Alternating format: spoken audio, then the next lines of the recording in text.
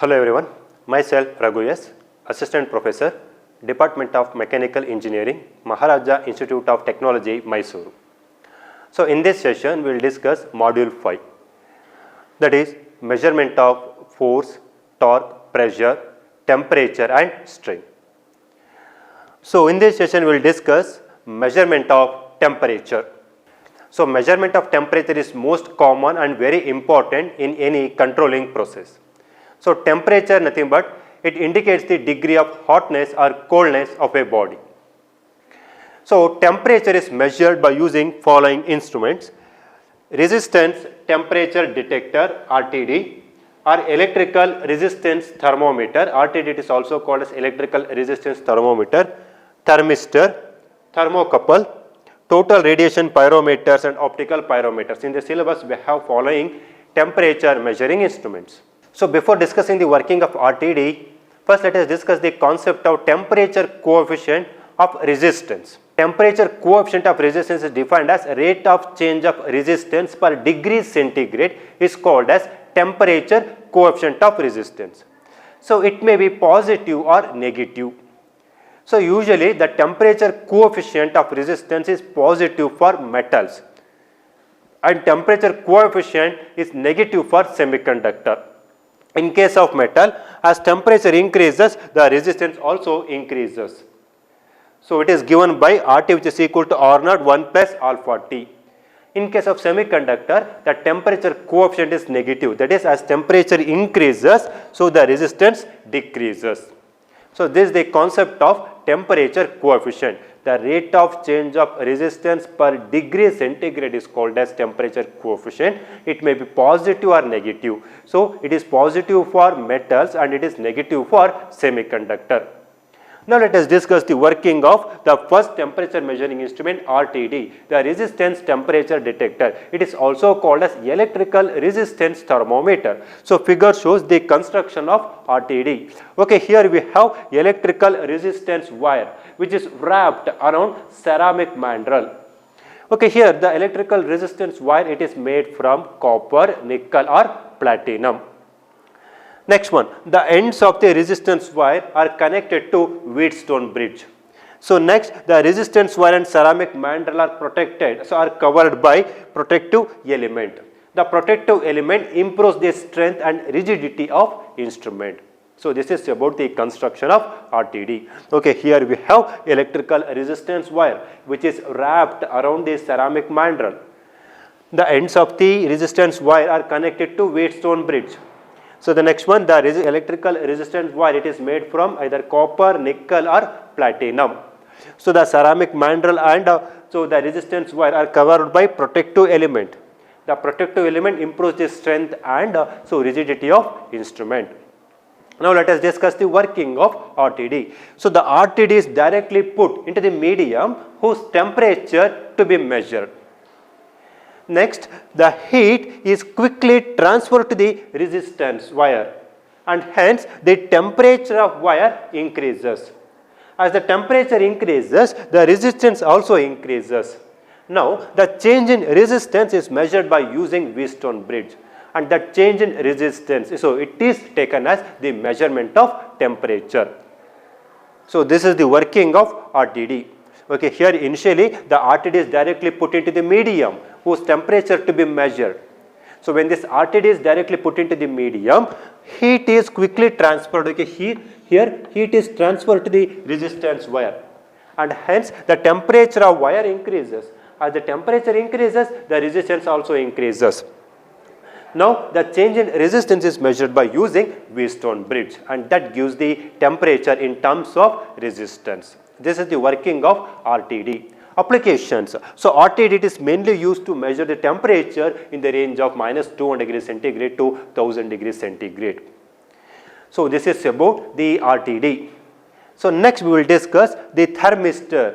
Thermistor nothing but thermally resistors. Okay, thermal resistors. So thermistor. So thermistor nothing but thermal resistors.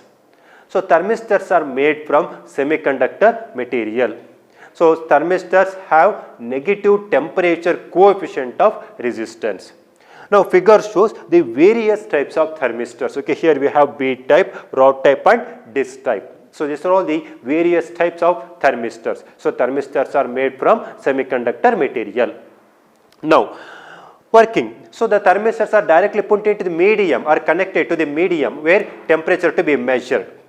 Say example, I want to measure the temperature of furnace. So these thermistors are directly connected to the furnace. Now, so when the thermistors are connected to the furnace, heat is quickly transferred. Okay, here heat is transferred to the thermistor, and hence the temperature of thermistor increases. As the temperature increases, what about resistance? So the resistance decreases. Now, this change in resistance is measured by using Wheatstone bridge, and it will be taken as the measurement of temperature. Okay, here the temperature is read in terms of resistance. Now, applications. So thermistors are used to measure the temperature in the range of -100 degrees centigrade to 300 degrees centigrade. And as you are seeing in the diagram, okay, here in the diagram, so the diagram shows the application of thermistor. Okay, here in this diagram, thermistor is used to measure the temperature of oven. So this is an example for application of thermistor. So this is about the resistant temperature detector and thermistors. So next let us discuss the construction and working of thermocouple.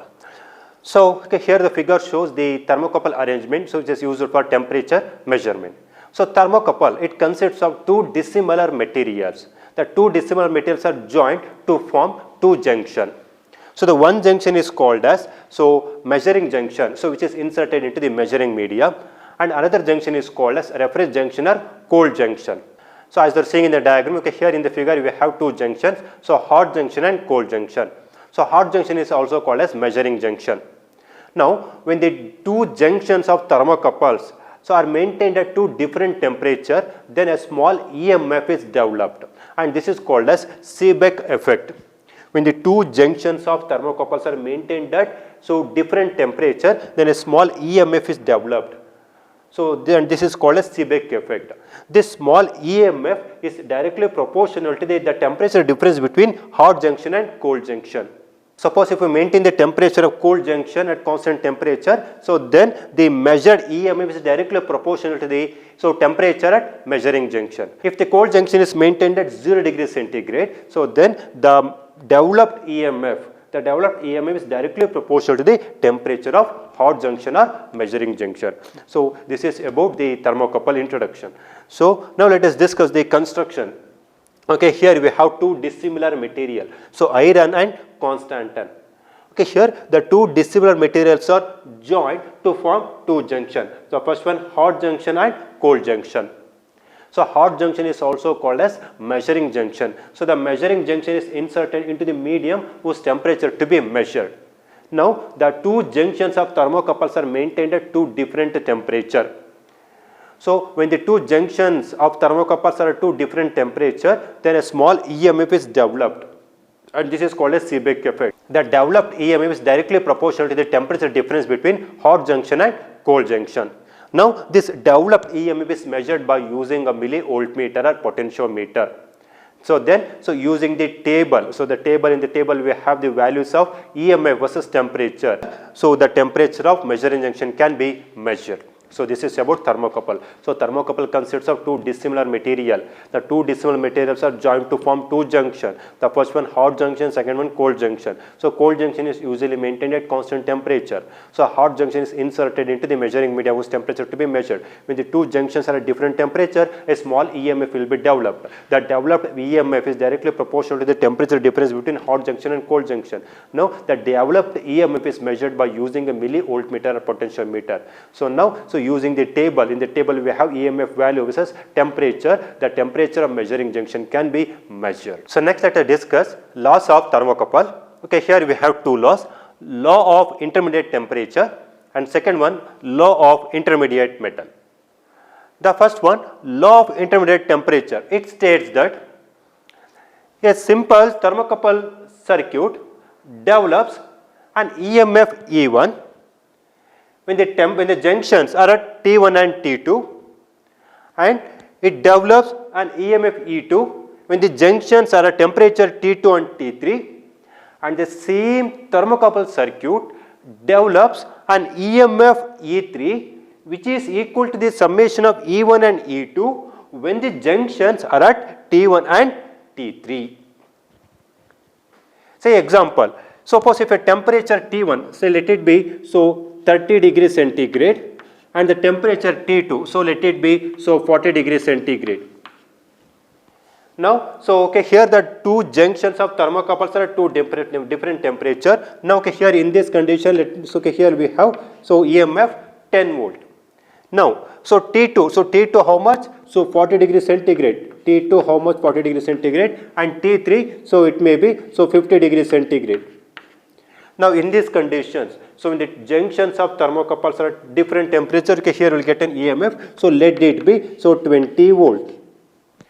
Now, the same thermocouple circuit develops an EMF E3 which is equal to the summation of E1 and E2 when the temperature at T1 and T3. So, what is the temperature T1? So, T1 which is equal to 30 degrees centigrade, and T3 temperature which is equal to 50 degrees centigrade.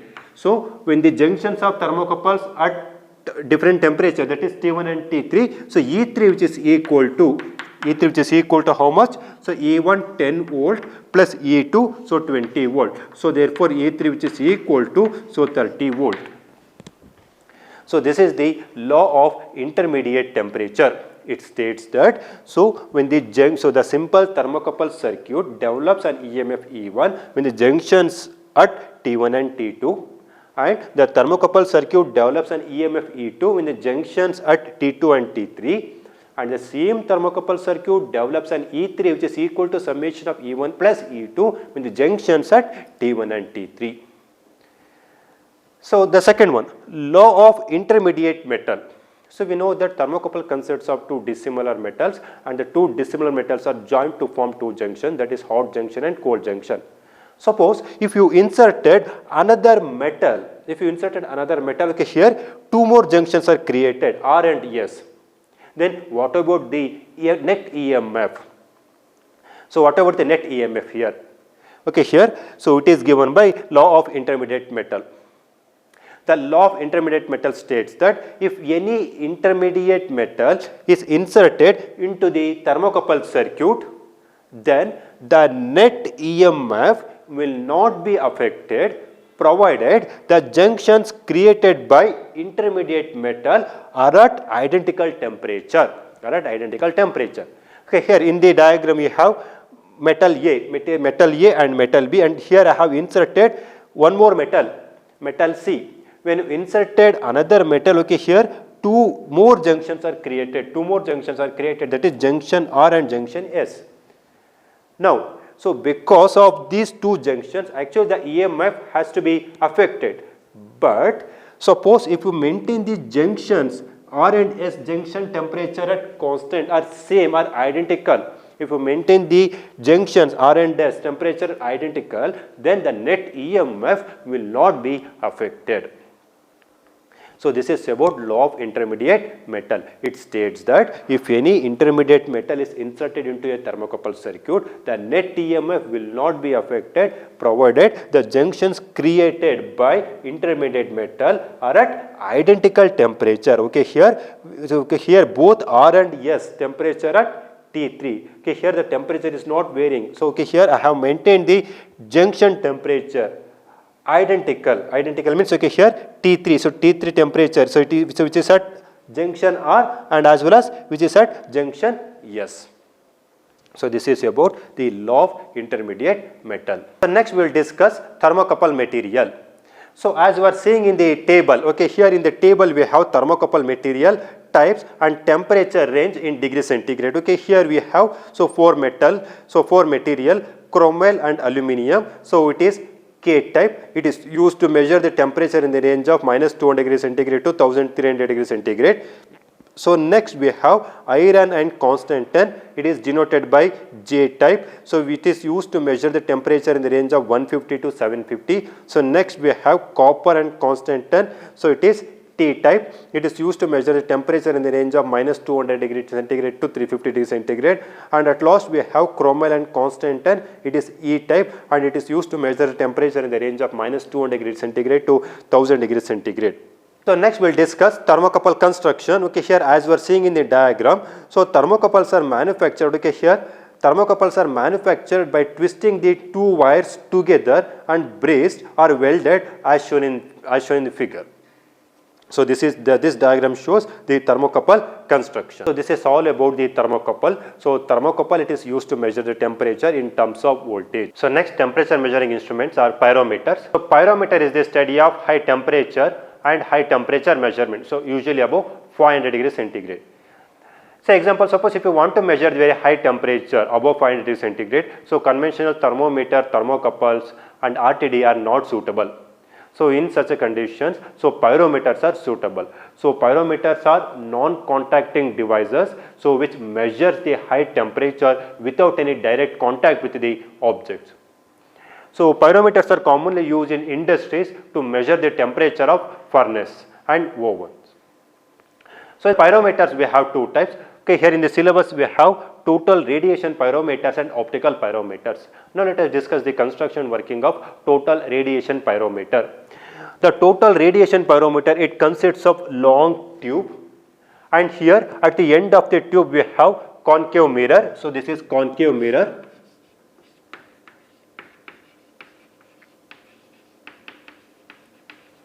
So at the end of the tube we have concave mirror and eyepiece, and other end is open to receive the radiation from the hot body such as furnace.